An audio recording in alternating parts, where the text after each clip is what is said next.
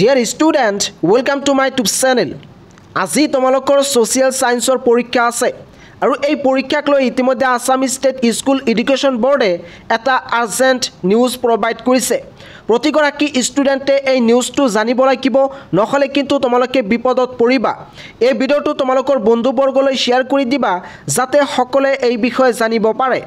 ইতিমধ্যে Assam state school education বোৰ্ডৰ ফালৰ পৰা কোৱা হৈছে যে আজিৰ পৰা তোমালোকৰ মেট্ৰিক পৰীক্ষা 8:30 পৰা আৰম্ভ হ'ব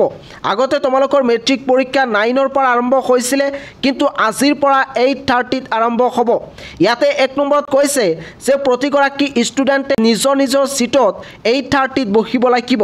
ইয়াতে দুই নম্বৰত কৈছে তোমালোকক 8:30 OMR এনসাৰ শীট দিয়া হ'ব লগতে 8:40 তোমালোকক ব্লাঙ্ক এনসাৰ শীট দিয়া হ'ব